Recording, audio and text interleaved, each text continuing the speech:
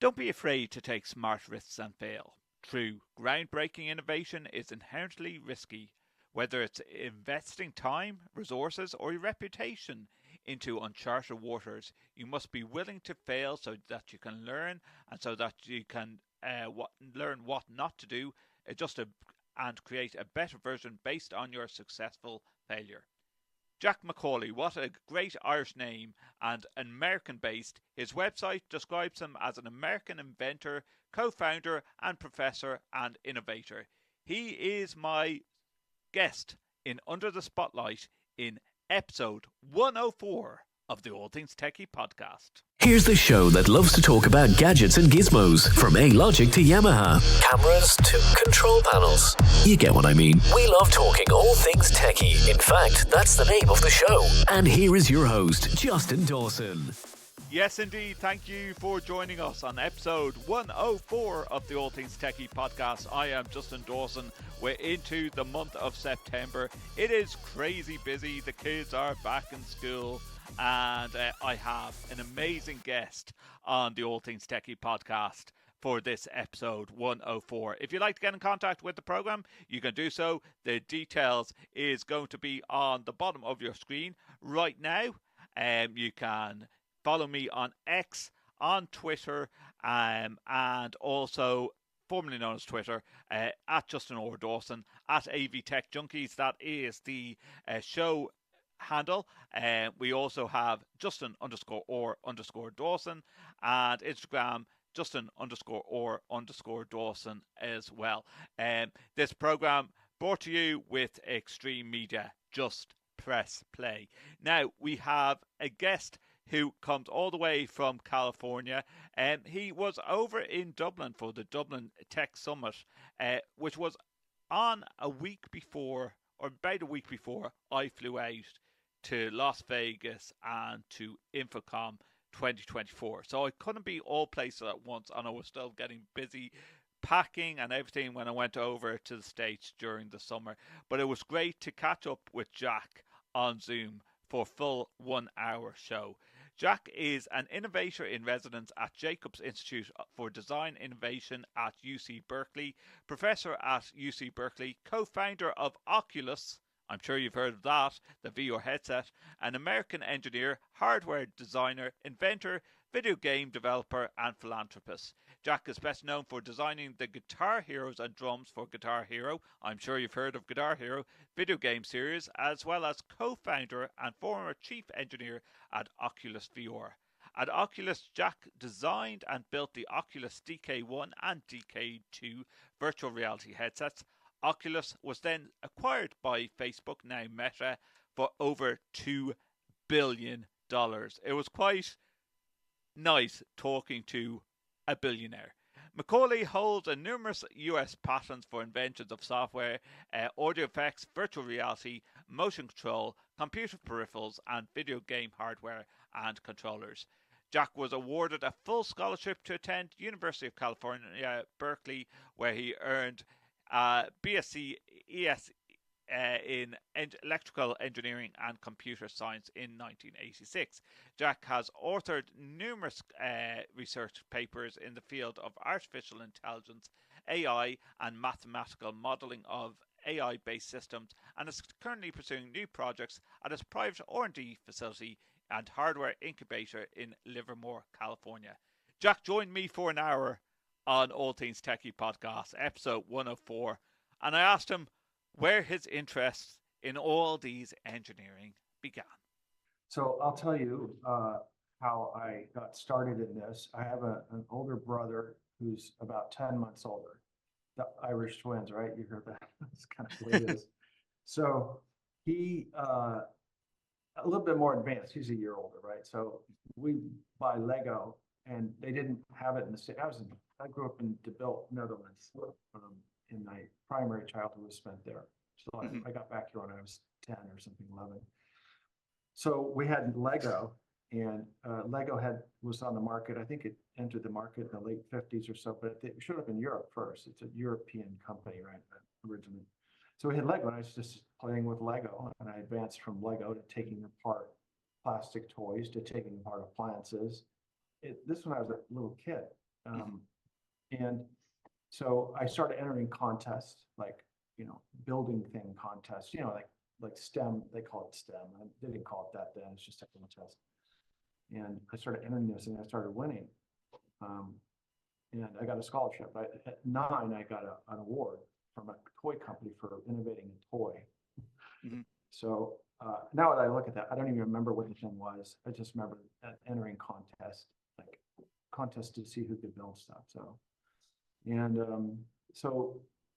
that's how I got started. Started Lego, believe it or not, and advanced.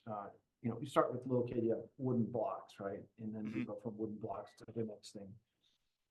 Back then, there were, this is in the 60s, there was construction toys. Like one was called Erector Set, and you screw the little pieces together with a screwdriver and you build a building out of it. Yeah, very much like Meccano as well. Oh yeah, yeah, it is. Yeah, very similar. And Meccano used a different gauge. I remember that you couldn't interchange them, or I don't remember. But anyways, and then in advanced from that into playing around with electronics. Yeah, I started electronic stuff with Lego because you used to be able to build a building, but and the windows were a little clear Lego with a little light in them. So I put the clear Lego. So that's kind of how I got started. I was playing with toys, and that's just about all I did. I didn't socialize much. I had friends, a couple of friends, but those are the people I chose to hang out with, were the ones that had similar interests. And then from there, in the early teens, into explosives and chemistry and all that stuff. I have all my limbs, fortunately. So then I would have to, like, if I was doing the explosive stuff, I found an interesting story about that. My dad was barbecuing. I was on the roof of the house with a dish of it was black powder, which is potassium nitrate, sulfur, and charcoal. So I'm mushing the stuff up, and it ignites, slides down the roof, and lands right next to my dad. And he didn't even get mad. I think the way he looked at it is he's like experimenting. He didn't really say anything about it. He just stepped out of the way. So there was no other family members, Jack, that had this science background in your family. It was just purely you. Yeah, my older sister's a biologist, so in all fairness, she's actually very smart. And my brother's very, very smart guy also. It's just maybe DNA or something, I'm not sure. But I took it to the next level though. And then so about the time I was 14, so Sinclair and other companies came out with a personal computer. And I had no idea how computers worked, no clue. I didn't even know how to program. And the Sinclair came with BASIC, which is it's a programming language. Now you hear about Python now. Python's a programming language. It was much like that. It was an interpreted programming language. So they had that. I didn't get the Sinclair. I got the Tandy TRS-80 and wrote some programs on it just to learn it. And I learned about the computer architecture, how there's different architectures of computer, how the addressing works, how the data bus works, and the processor, the registers, all of it. And so that's basically I just switched my interest to working on computer stuff. What was I good at it? Probably not the best, but I was interested enough to stick with it. And so that's the background for me. I just was a tinkerer and took things apart and played with stuff. I still do it. I really love it. I enjoy it. You ended up working with Atari, and now I'm 41 now, so I'll say my age now. I don't know what age you are, Jack, but maybe a bit older as well. But now my first computer probably was the Amstrad CPC 464, which was similar to the Ataris before they had cassettes where you're talking about the tape versions and letting the game load from time to time. So, what stage were you with Atari? Well, I was not in college yet. I got interviewed. I wrote him a letter. And it's an interesting story. Nolan Bushnell is the founder of Atari. before I launch into explaining that, let me say what, I ran into Nolan at CES about 15 years ago. I didn't recognize him. He was ahead of me in line and just talking to me, just like a regular guy, right? And I looked down and I said, I just had his badge. I said, Nolan Bush. And I said, I used to work for you. He didn't remember me. But, I think he's probably pushing 90 now. Wow. Yes, he was 75 or something. That's 15 years ago. So that, Nolan was standing in line. We were waiting to get the shuttle to get back to the hotel or something. I talked to him for a bit. He actually hired me. And Atari was a growing company back then. And this was in the early 80s. No, excuse me. This was 1984. So I went there. I didn't last long. I just didn't. And I enrolled in college. I went to college, so I didn't last long. I decided to go study instead. So, but this is back when Atari was red hot. Interestingly enough, Activision, which made cartridges for game consoles, that's how they started the business, right? They're a hardware company originally. You'd buy a cartridge with a pre-programmed game and ROM, and you'd plug it in to the console and play the game. And so that Activision, of course, is Guitar Hero, right? I mean, yes, of course. But primarily software after that. They're doing software stuff, but they easily adopted to taking on additional new hardware back then. So anyways, ran into Nolan and said hi. What was my experience there as a programmer? And I was a good programmer. By that time, I was pretty good, I think. And then I worked for the Navy as a programmer, the U.S. Navy, in the Department of Defense. Working on a TRS-80, writing basic programs for a plotter. So wow. That's what so when I was like 19, 20 years old or something like that. Or when I was at the Navy, I think it was 19, 20, something like that. A young guy. But it was a good job for me, to be able to learn how to work within an engineering. I worked in engineering. I wasn't officially an engineer because I didn't have a college degree, right? But I worked in engineering. It's a good experience because I got to be around other engineers, the thought processes and the way they work together. And I picked up a lot from that. And so fast forward, I go to UC Berkeley, graduated in engineering and computer science. To qualify, I'm not the best student. Like for me to write a paper was painful. And so what are my options? Math. I could do math. I like math. Okay. So, because it's a little puzzle thing, I enjoy it. So that kind of dictated where I was going to be. For me, writing in English literature, I just would die. I couldn't do it. No, So, but this is it. Like there's a lot of smart people out there that go into college and go, I want just the practical ends of things. I don't want the theoretical. Well, I like the theoretical stuff too. To Okay. qualify the education, I always wondered how things work, like Newtonian physics, like the equations around that. Why does stuff accelerate towards a mass, so on and so forth? I didn't know how that worked. And then through the education I got, I know how it worked, and it gave me a deeper understanding of what goes on around me and the way the world works. So I think that was the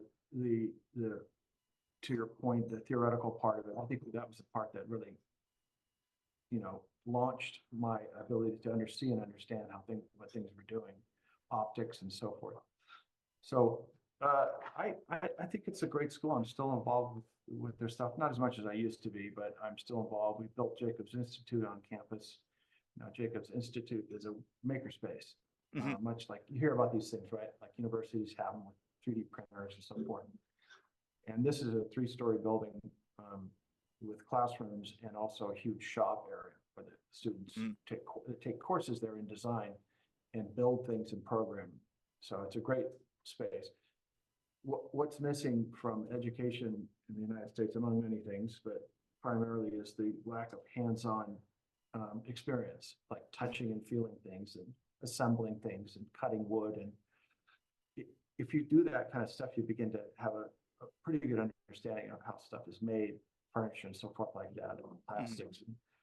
So I think that's missing a little bit. But to go back to Jacobs. So I funded Jacobs Institute, and myself and Paul Jacobs and other benefactors paid for the spot, because when I went to hire people, a lot of them didn't know how to use tools, like engineers not knowing how to use a screwdriver and wrenches. It's like, oh my God, what's going on here? I think But program, do you know you know what, what I Jack? mean? You're seeing these things even in Ireland. Sorry, I'm sidetracking a bit here, Yeah. but like I only recently got my car serviced in a mechanics, and the owner of the mechanics actually said the exact same thing, that he's seeing people approach him looking for jobs, and they're going to YouTube to learn how to like change a car battery or something like that Yeah. in new models of cars, or change a light bulb in a new model of a car, Yeah. where you know an older veteran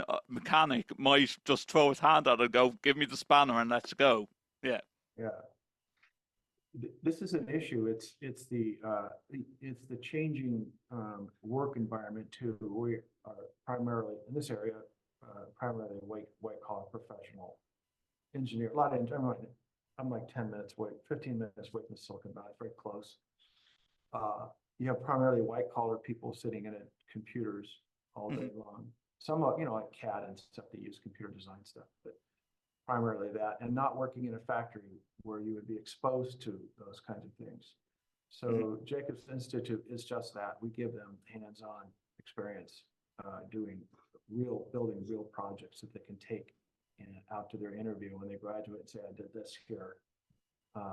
When you interview people like that, I never asked them their grades or where they went to school. No. I said, yeah, who cares?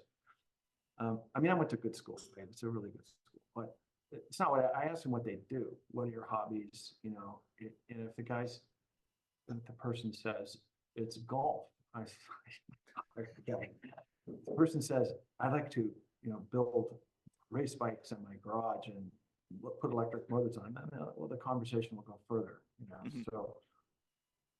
So my point is that Jacobs is primarily there to give people hands-on experience building things, and so which I feel is lacking from the education system here. To your point about the guy owning the shop, yeah, it's hard to find people. Yeah. Tradesmen, skilled tradesmen, very difficult now. What's It's, going to happen is their pay is going to go up, and all yeah. the programmers are going to go down. Those guys will be high value.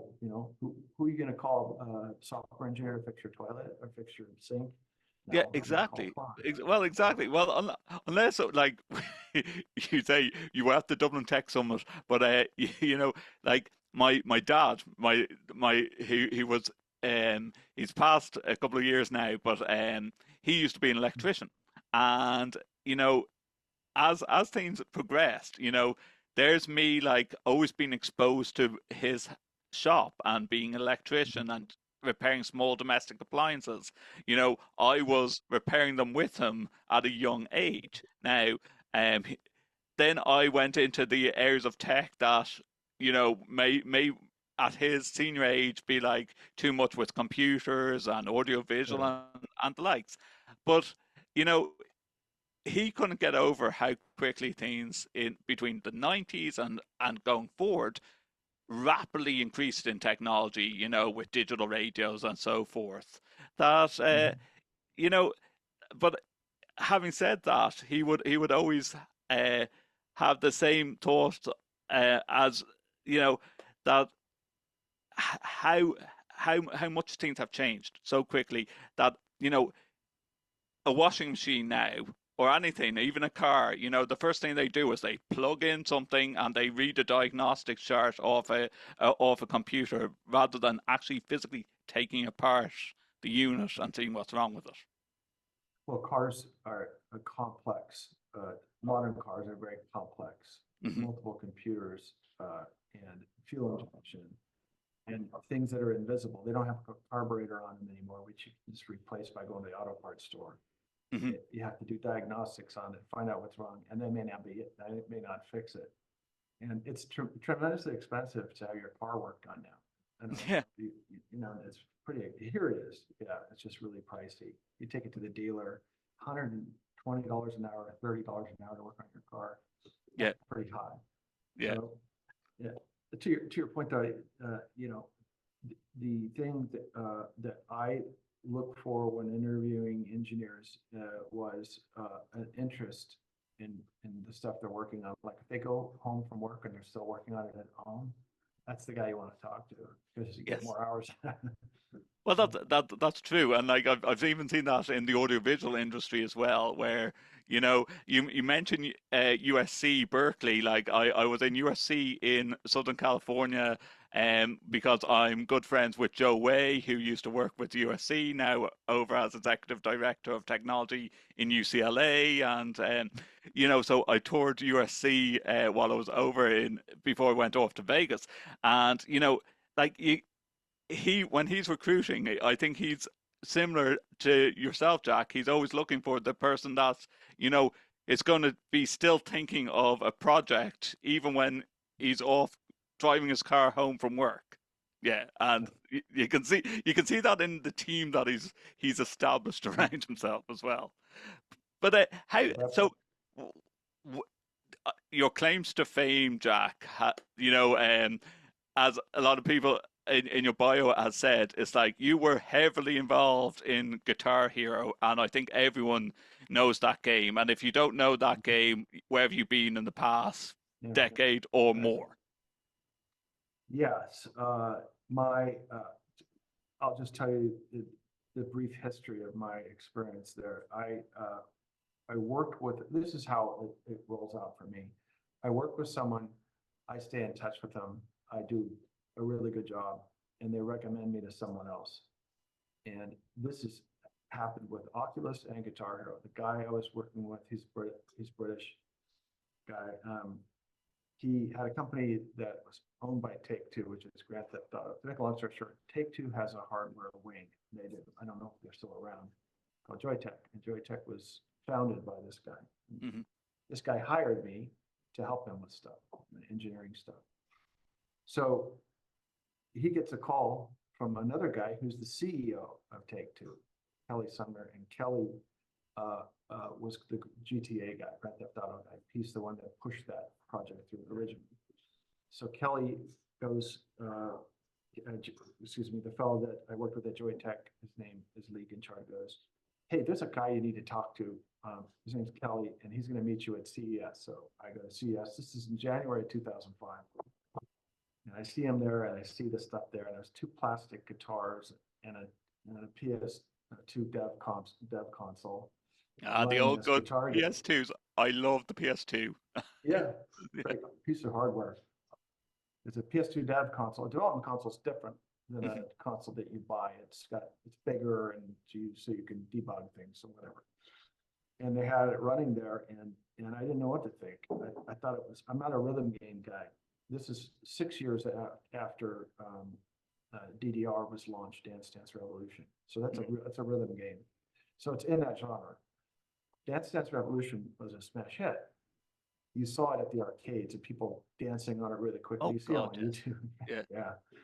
So there is a market for rhythm games, and this particular game they were working on called Guitar Hero, and they were looking for a hardware engineer to help them with their hardware, and so that's how it started. The company was already up and running. It was run by two brothers. They had a video game rental business, which was still in operation when I was working there. They still had it. And so these guys are entrepreneurial guys. Both of them are fellow Berkeley alumni. And so, not that has anything to do with it, but they are. So I didn't know what to think of the idea. I'm not a rhythm game guy, more of a cockpit guy. I said that comes from your military background as well. Probably. No, I just like race cars and stuff like that. Okay. Yeah. Yeah, racing game, Forza, and I like, so Gran Turismo and Forza, that's the two that come to mind. So I didn't know what to think, and I was at their office there over in Sunnyvale, California, which is right in the Silicon Valley. They go to Fry's and check it out and see we have the demo set up there. I go there and there's a big crowd around it. And I go, okay, I know now. I know what's going to happen. So it just took off. And we had production, I worked in engineering and production also. My job there consisted of this. I worked with the third party people at Xbox, Sony, Nintendo, people like this, and writing the specification, the architecting, how the game is to work with the console, and then designing the drums and other guitar components. Not all the guitar stuff. It's a big franchise. I mean, there's more than one guy can do. We had a team in China run by the Joytech guy that got me the job there because they hired him. That was a good hire. He's really good. They hired that guy. So here's the story. I went to a big contract manufacturer, one of the biggest. And I look around, I go, where are we going to be? In the factory, he goes, oh, out there. And I look out there and there's a huge building being built just for us. That's right. And then I knew I was in trouble because it's bigger than anything that I ever worked on. One error, one mistake in programming, and it could damage the game. I mean, permanently damage it, like returns and so forth. That's like someone takes it back and says, it doesn't run. Yeah. So I had my work cut out for me.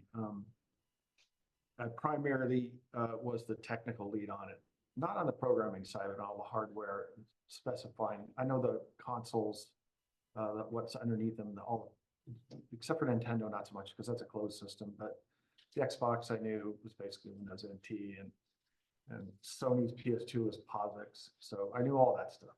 I knew programming and all that. So I was probably a good choice for the job on this. So and you say with game, at least with dancing, it's rhythm, as you mentioned.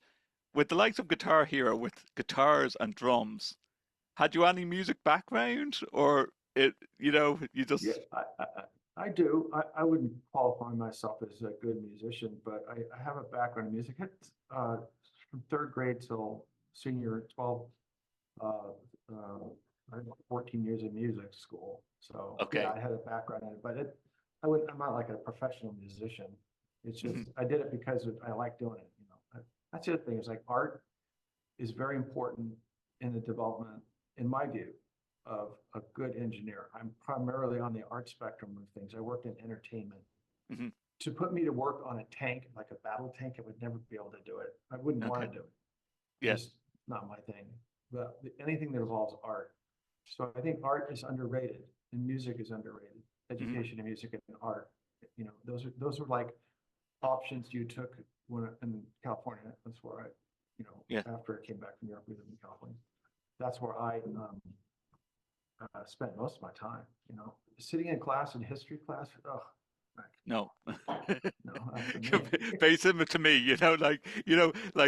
Especially that you could say that the only things that might pique my interest in a table quiz is going to be music and technology. You ask me any history, I'm definitely going to get that question wrong. Yeah, it wasn't my thing. Could I have been an English or philosophy major? No. For me to write a paper, like I can't do it. I can do it, I just don't want to.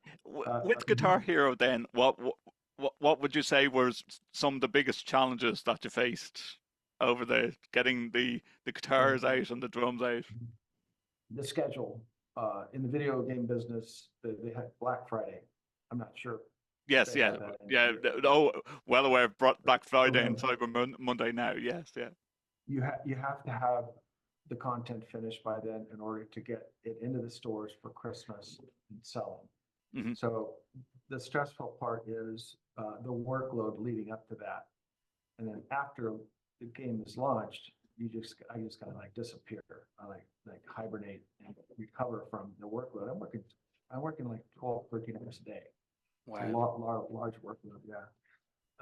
And so because I loved it, to me it wasn't work, it was fun. But that's why I'm good. I got good at it because I just dedicated myself to having fun. So that would be the challenge of getting those things done.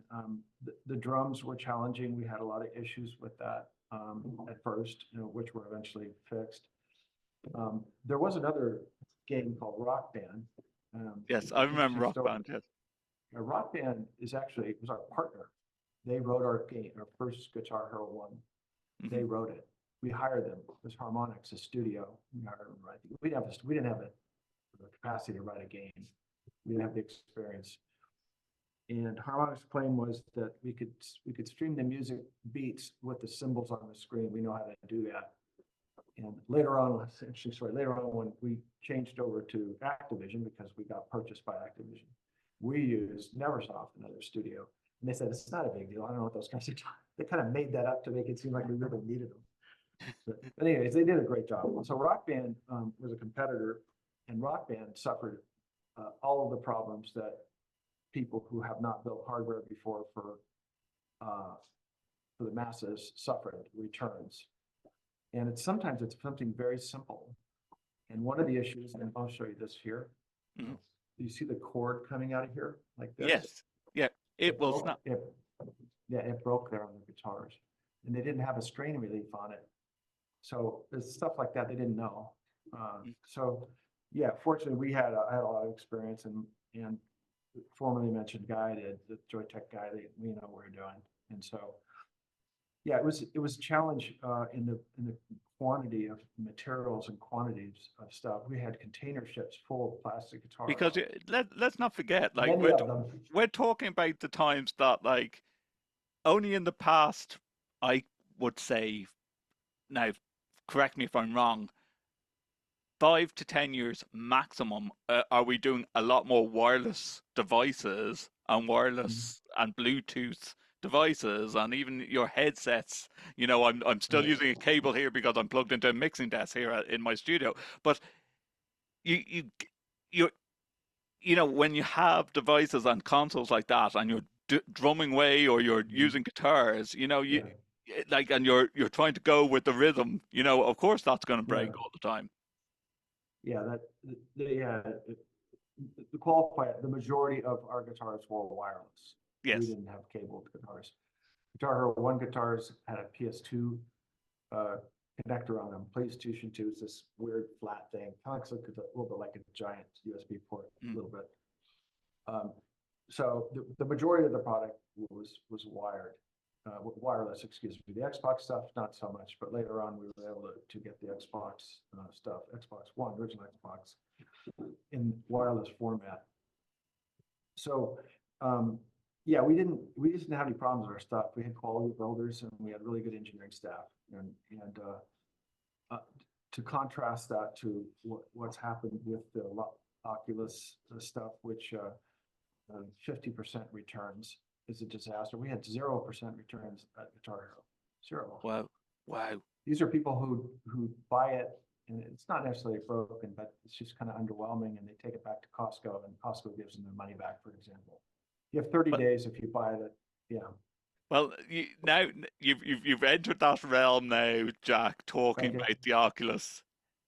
Yeah. And if people don't know what Oculus is, it's VR headsets, massively popular amongst gaming. You were one of the co-founders of the Oculus. Yeah. So how did you go from Guitar Hero into designing VR headsets? So the world of video games is a small world. It really is. There's developers. There's not very many people doing it. We all kind of know each other. To answer your question, because I worked at Activision's IP department, I didn't know the Oculus people. Mm-hmm. They approached the guy I worked with, Greg Deutsch, who's the IP inventing attorney, the inventor's attorney. You have inventors at the company who invent stuff. And this guy would be the guy that would push the application through and get it issued and so forth, or direct the overall strategy, IP strategy. Okay, so this guy's name is Greg. So I work with Greg. He's a great guy. And Brendan, who's the boss at Oculus, approached Greg. He knew him. He goes, "Hey, do you know a hardware guy?" And who's Greg recommend me? He recommends me. That's how it went down.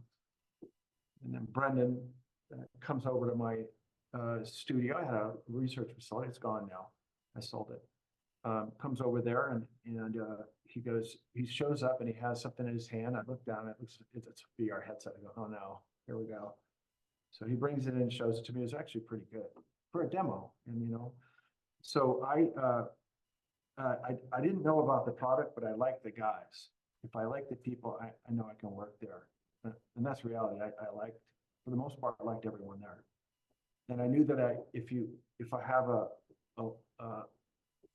sort of, I guess you would say, affection for the crew, I'm going to do well. If there's bad vibes coming off of it, like bad vibrations off people, I'm not going to do well there. So I don't take it on. And I felt none of that. A couple of issues, like one of the co-founders was 18. He's pretty much a teenager. Nice guy. He's a good guy. The other guys were all young. I was the oldest guy. I think Brendan was 32 at the time, and the other guys are in their mid-20s. Right? Palmer was 18, so I'm the oldest guy there. Myself and the attorney were the oldest people there. So Greg recommended me to Brendan because I had done a good job at Activision, and I had gotten along with Greg. I made it a point to try to get along with people. I can't always do that, but I try to do that. Mm-hmm. And so this was later on in my career, I got grouchy, but I made it a point of trying to get along with people because I knew I relied on them to get other gigs, right? I do you know what, Jack? I think it might be an engineering thing. Like, you watch movies of like, the establishment of Apple and iPads and the iPhones. You try to get on with people, but like this is a technology industry. Yeah, you bring that up and to hear Jobs. Steve Jobs is the co-founder. There's another guy named Steve Wozniak. Yeah, He founded the company. Of course. Wozniak was the hardware guy. Woz has this. Jobs has a terrible reputation for being kind of a dick.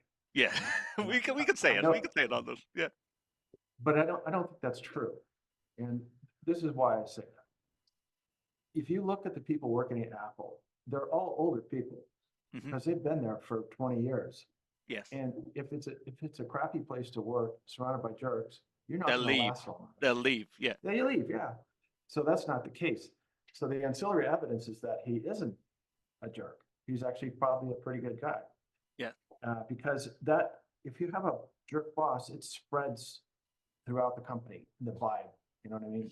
Oh God, he's in a bad mood today, screaming at people. It's just a bad vibe.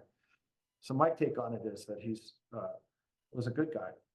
And when Wozniak had a head injury, he kept Wozniak on board because Wozniak had a concussion and memory loss. Of course, like you're going to see a certain storyline especially in the movie of Steve Jobs. That it makes him out to be a complete dick. But like as you mentioned, you could even play the same card on Elon Musk, and Tesla. If people didn't like it, they can go work elsewhere, but all these engineers are bringing, right? Yeah, exactly. Yeah, that's my take on it. Now here's another thing. I interviewed with Apple.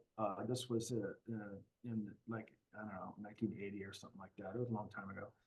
And I sent them a letter and a resume. I sent them a letter or resume. So I go, and they go, come on in and talk to us. So I go, they're in Cupertino. I go down there and Jobs took one look at me and said, can't use you. Say anything. So did you ever give a reason, Jack? No. No. It doesn't have to. No, okay. I like that story. I like that. Though. He didn't even talk to me. I mean, he looked at me, judging by the way I looked and tell what I was going to do. I don't know. I don't care. or maybe he looked at Wozniak and he's like, I already have one of these guys. I don't need a second one. I don't know. I know Wozniak pretty well. He's a fellow Berkeley. Yeah, I know him. He's a great, nice guy. He's very so you get working on Oculus and doing these headsets. Now, like from the AV guy that I am, I haven't fallen fully in love with VR. There's so much more. Like how many years into doing VR and still we haven't got it perfectly right. Now the Oculus headsets are superb and where it's gone. But it's still the fact that you have to wear a big chunky headset on your head. So like let's go from the beginnings with Oculus. Like the engineering side of it, getting it right, getting the visuals right, getting this whole sound right. How much did you play a part in the sound and the visuals of it, or was it just designing the shape? Mhm.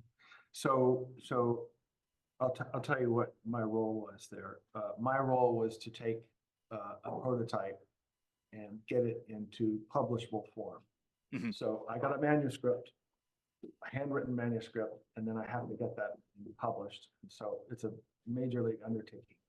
We had sold the first developer kit on Kickstarter, right? And we had a starting order of 10,000 pieces. That was our escrow amount. Like, we'll release the funds at 10,000 pieces, right? Hmm. Well, we sold 70,000, so which was pretty good. I mean, that's not great, but it's pretty good for a Kickstarter thing, right? Of course. So my job was to take the design and the optics cavity, which I got from Mark Bolus at USC, University of Southern California, and the lenses I got from Palmer Luckey, and to build that headset and get it working and get it robust and reliable, and make it so that it doesn't fall apart in the field and fail. And to that end, we succeeded. So my job was taking all of the stuff that was existing, packaging it up and getting it ready and producing it. We had 3 developer kits we developed. We had a second developer kit, we called it DK2, and DK2 sold 150,000 pieces before they cut off production, because we were ready to come out with a consumer version, CV1. In between DK1 and DK2, we had a high def version. We had a much more powerful version, which we never put on the market. And it was for trade shows. The problem with doing that is that all of a sudden you have this big leap, and we're coming out with a consumer version. We've beaten our own milestone with the HD version. So we kind of cut back on that. It was just a trade show thing, showing it to people what full HD can look for. So that's my job there. And Developer Kit 2 was completely built by myself and our team of engineers in China mostly, and also some folks at Oculus. The software side of it, we got some stuff from Valve software and other suppliers. I wouldn't say that we had a strong game development team there at Oculus, even though we had a pretty high head count, 150 people or something like that. It wasn't really our MO, it's a hardware company. So we had demos and stuff we got from other people that we bundled with the developer kit headset. So that's what we launched with on DK2. DK HD with a high def version, which is the in-between version of that, was basically running DK1's software.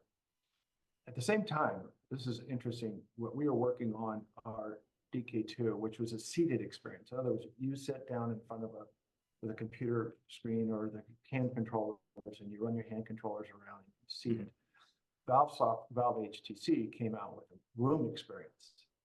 So the room experience, you walk around in your real environment. And to your point, that has less of propensity to make you sick, get motion sickness if you actually can feel your body. Yeah. The seated experience will make you sick. And so they kind of beat us. And this whole design was called Lighthouse, was very clever. I thought it was really ingenious. So, I mean, that's kind of how it went down. After I learned we got purchased in 2014, in March of 2014. By Facebook for $2 billion. I have to throw in this question, Jack. How much of that 2 billion did you see? It was 3.2 billion. Oh, right. Wow. What happened was one of the engineers at Oculus stole source code from his former employer, which is a no-no, and put it in our product. We got sued for non-disclosure agreement infringement and other things. We lost 300 million of that. So yeah, so now we're down to 2.9, right? To answer your question, I didn't measure the success on the money. I'm more interested in it succeeding if I work on something really hard and it fails, I don't like that. If it succeeds and I don't make much money, I like that. That's fine. It's just succeeding. The art is out there. I put my art out there and it's doing well. So with Oculus, our numbers are pretty low, right? There weren't really high numbers.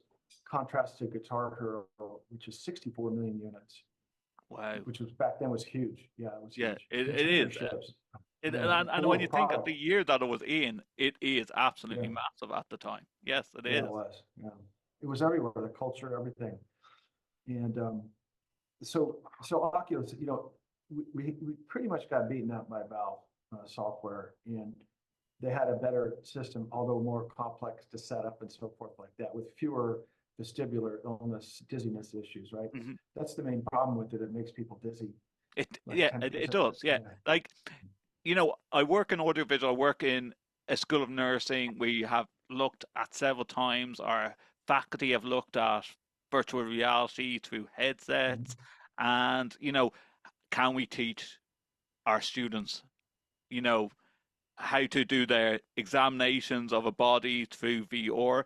There is some, don't get me wrong, there's some really nice nursing simulations, but Mhm. I always find like, yeah, VR is great and it's great for, as you mentioned earlier, you teamed up with a lot of different companies that were doing games. You were just creating the hardware, but the problem is, when you talk to faculty, you have to go, yeah, we can't really spend all this money in higher ed on 30 or so headsets for our students when there's only one piece of software and it doesn't do Right. everything that we want to I teach. see. Yeah. And that's where the expenses come in. And I don't like, you look at it, Jack, and you see that like Apple's bringing out headsets like that are high tier. They think that it's going to revolutionize the VR end of Mhm. things, but like the price levels are still far, far, far too high. What's your take on it?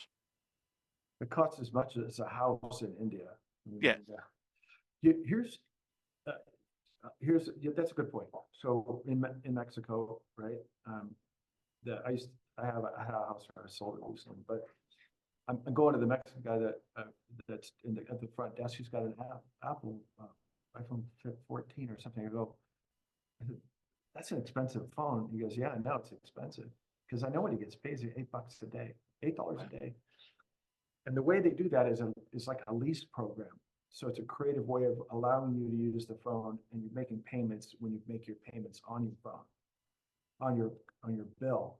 So you have to come up with a way of financing that. People aren't going to pull out $3,500 out of their pocket and buy a VR headset. They won't even do that here. It's a lot of Yes. money. You could buy a used Honda Civic. Yeah. Maybe not, but it's a car. So this is the problem. Quest's price point is much more friendly to countries which don't have the wealth that say the United States has, or Great Britain. Yeah. So it's more affordable.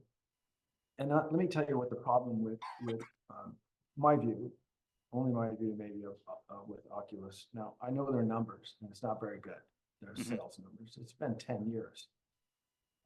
We started the company in 2012. No, it's been 12 years. So, well, 10 years since they acquired the company, Facebook. Let's put it that way. Yes. Yeah. It has not sold. It's not selling, No. and I can tell that you don't see it everywhere. No one's really talking about it anymore. And you brought this up. It suffers from lack of content. Hmm. That's the problem. The content sucks. Yeah. And I've said that what Facebook should have done is bought a studio. They got tons of cash, right? Just buy a couple game studios, get out of the way and turn them loose. Make the most great content. Have some producers and artists there create the content for it and get out of the way. But Like it wasn't that. Yeah. I think like when you weigh it up, and I go to a lot of audiovisual tech shows, when you weigh it up against immersive reality and the fact that you have AI, you have green screens now, and virtual productions, you Mhm. know, it, and I think that level with AI and virtual production is going Mhm. to bring down the interest completely in virtual reality Mhm. headsets. You know, because of the fact that more can be done in these virtual production studios than it can be done Mhm. in trying to crush it all in and get people to to Mhm. adapt to virtual headsets? Yeah, if the content were better, it, they would have had a better chance. Probably. I'm not saying I'm not giving, you know, I'm not doing a sermon here, a funeral wake or something. But Yes, of course. they should have just turned it loose to a bunch of young guys in the 20s and working in studios and had them make content for them. Hmm. They needed one or two good titles. They have this thing called Beat Saber, which I think it's kind of it's okay. You know, it's an exercise game thing.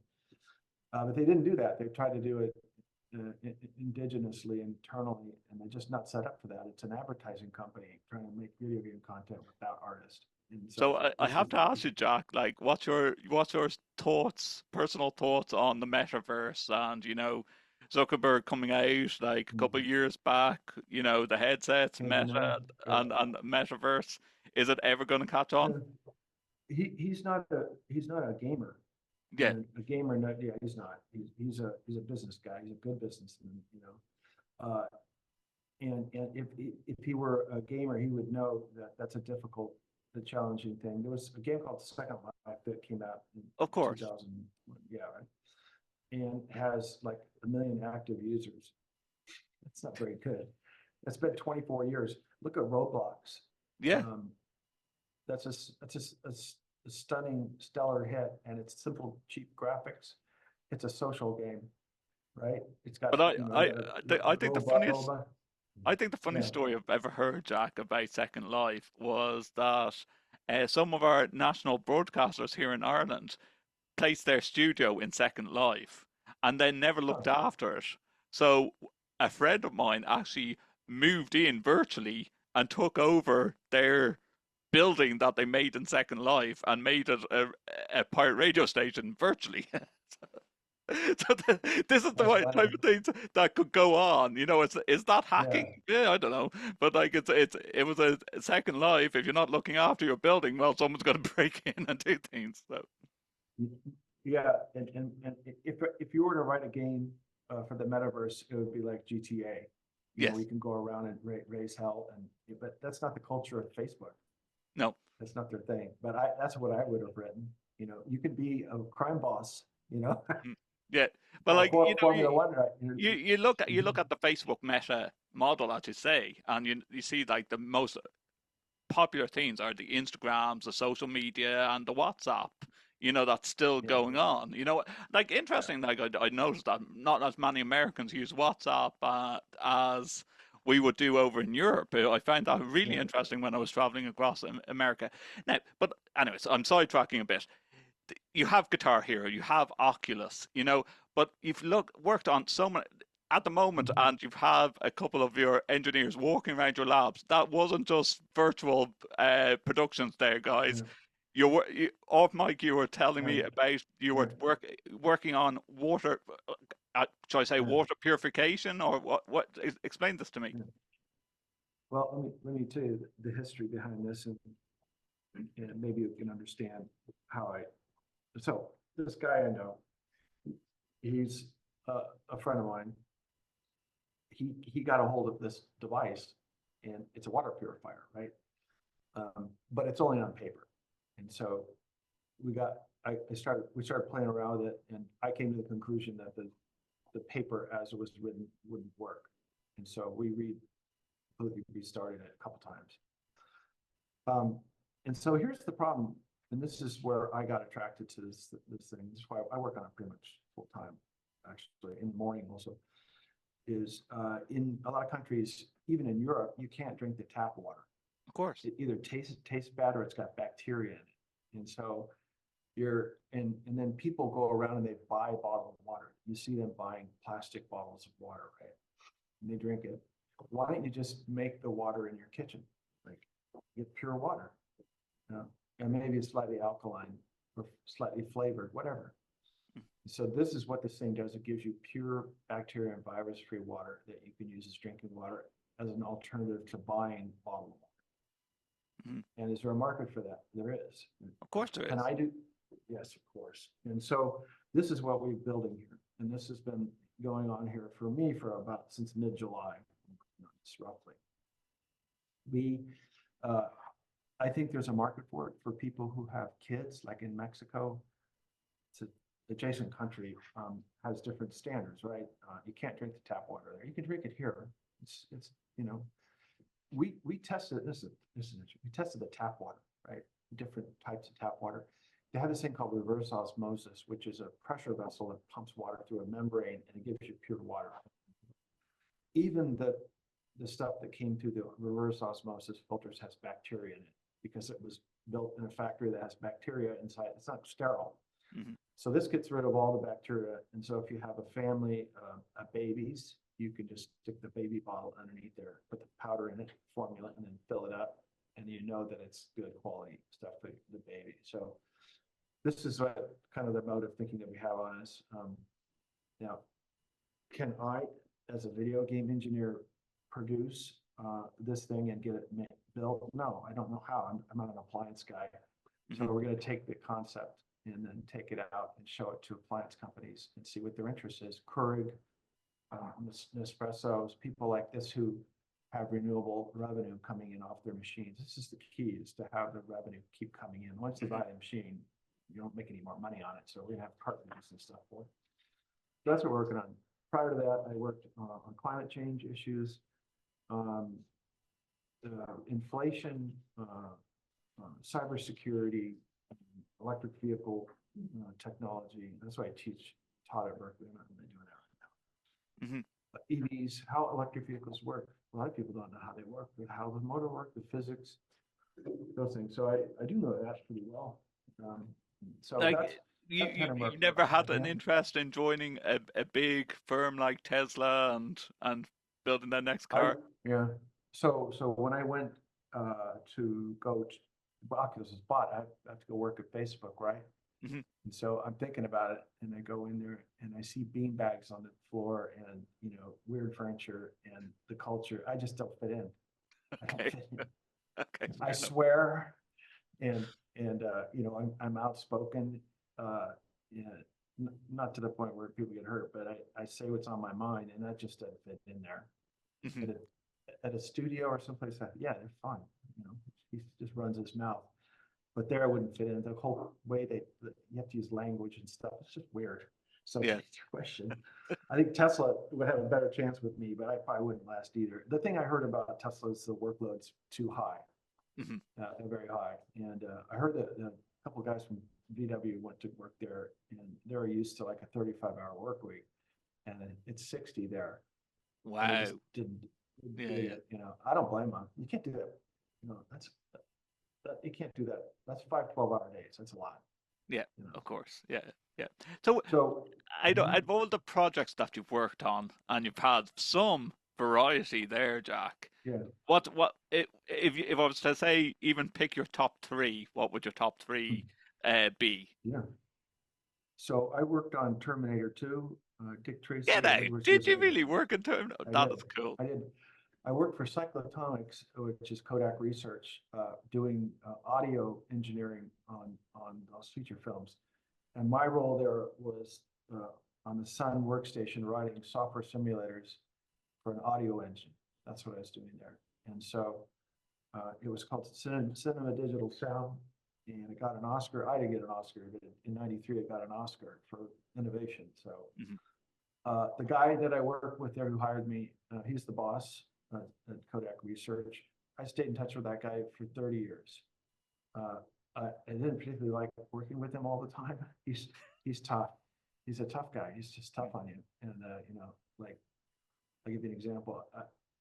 He did the algorithm for decoding film strips of film, digital format. He did it in his head, and it consisted of a wheel-shaped thing with an arm on it.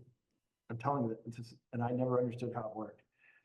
And I go to one of the other guys, engineers, or he's a PhD engineer. I go, "Hey, Steve, do you understand this?" He goes, "Nope." Nobody understood it, but I could code it. Elwin, and it worked beautifully. Beautiful. So Elwin's, this is the guy, Elwin.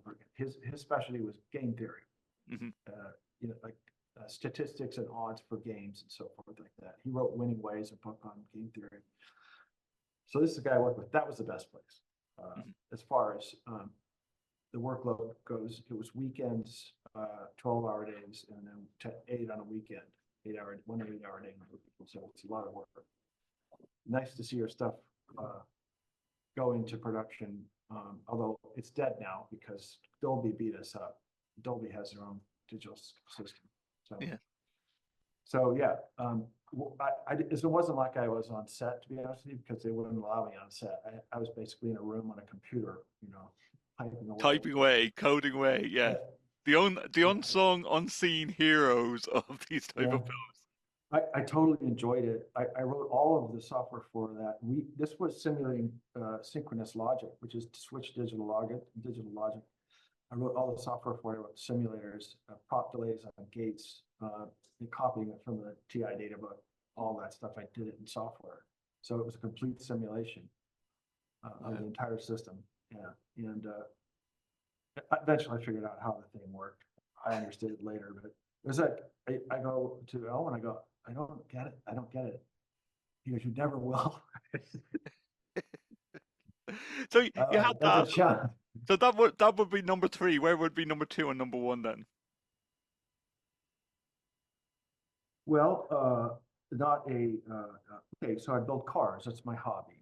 And so I had a facility where we built cars. I built 2 supercars there. And these were built, one I finished in 2010, and the other one I finished in 2020. It takes me 5 years to do one. So we build the wheels, the vehicle dynamics, like how the suspension sits on the ground, the tire technology, the tire specs, the engine to transmission. I don't build the engine transmission, I buy that. You can buy it at the dealer. So I buy an engine and transmission, put in there, but everything else we do the vehicle part. So that would have to be the second one. And so as far as notoriety is concerned, I'd say Guitar Hero. And yeah.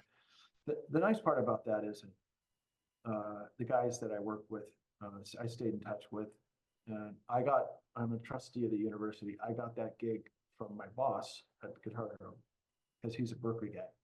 Okay. So that's how it played out. That's how it worked. You see, I got gigs because they knew people, and I could do the work. So it's all about. I mean, I'm not saying I'm perfect.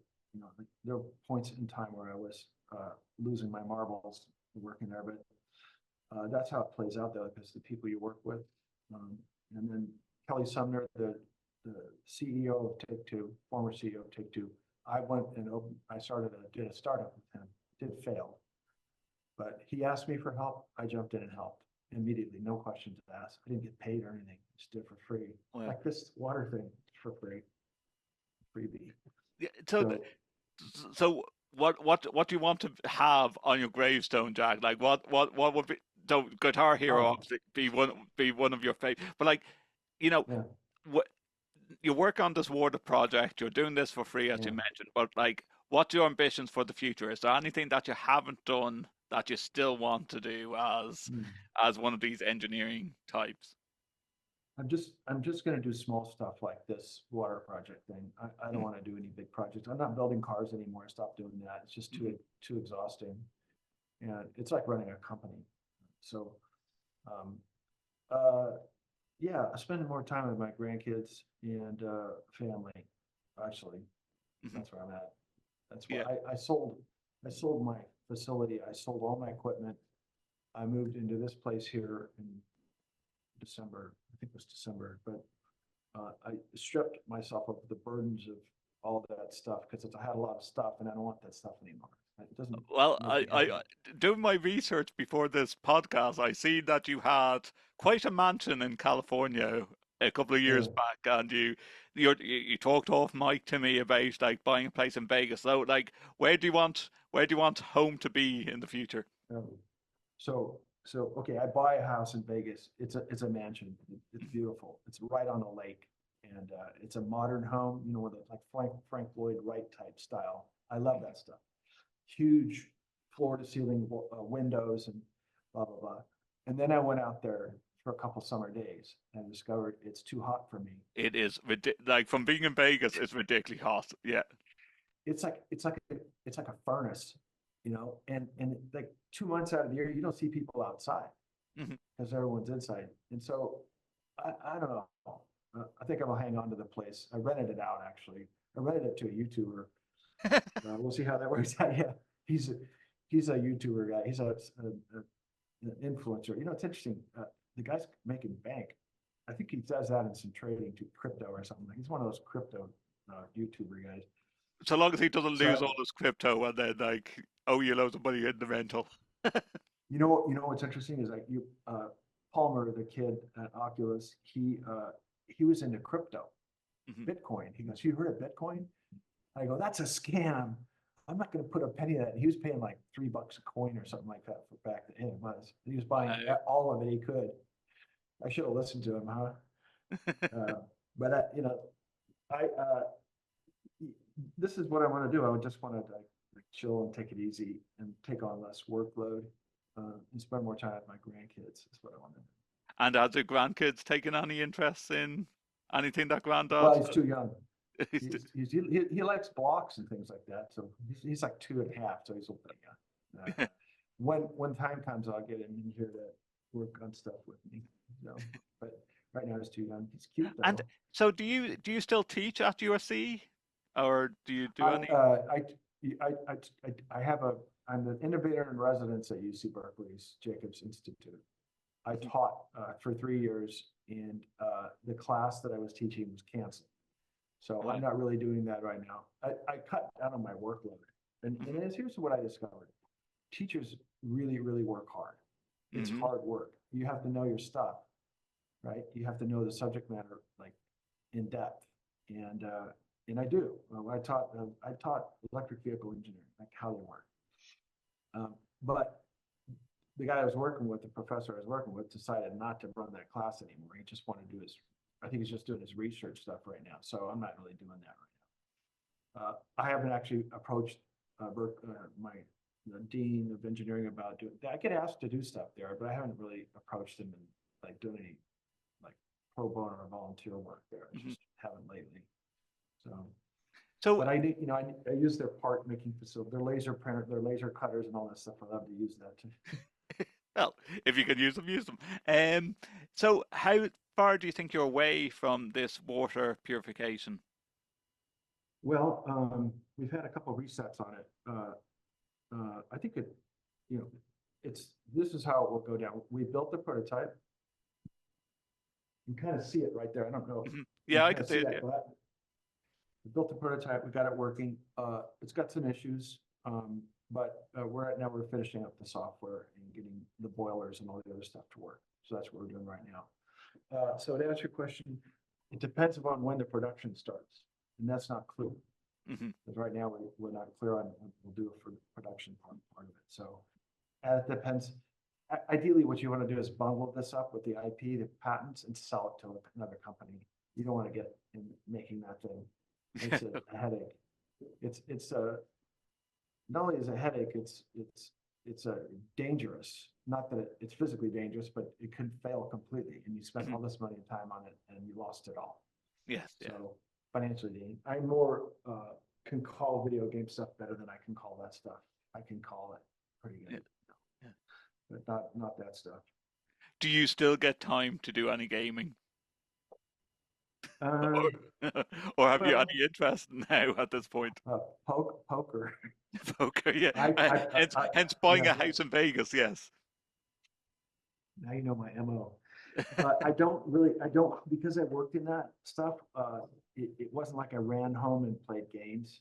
Mhm. I just was tired of it at the end of the day. You're playing the same song over and over, a plastic guitar, trying to catch problems, it gets a little old. Yes. So, Of course. Of course. Of course. If people want to find out more about you and the projects you're working on, Jack, sell your bio. Where's the best place to find you and get information on you?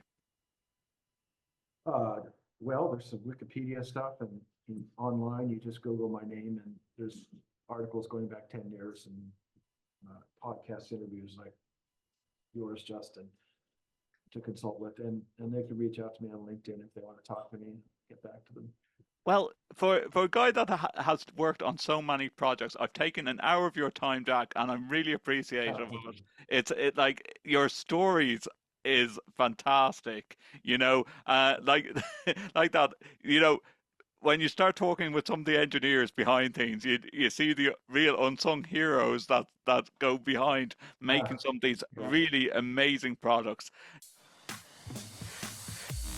Well, our thanks to Jack for joining me on All Things TechIE Podcast, episode 104. I hope you have enjoyed this under the spotlight episode of All Things TechIE Podcast. We're back soon with more about tech that's happening, including Apple owing Ireland over 13 billion euros. Well, not dollars, euro. That's coming up in the next episode of All Things TechIE Podcast. Like, subscribe, share, tell all your friends, and I hope to see you soon. Goodbye. Thank you for tuning in to All Things TechIE Podcast, part of the Extreme Media Network. Follow us on Twitter at AVTechJunkies. Subscribe to us wherever you get your podcasts. You can also watch our show on YouTube by visiting youtube.com/@Justin_or_Dawson. Previous episodes of our show can be found on our official site, www.allthingstech.ie. For advertising and sponsorship opportunities, please visit www.extrememedia.ie.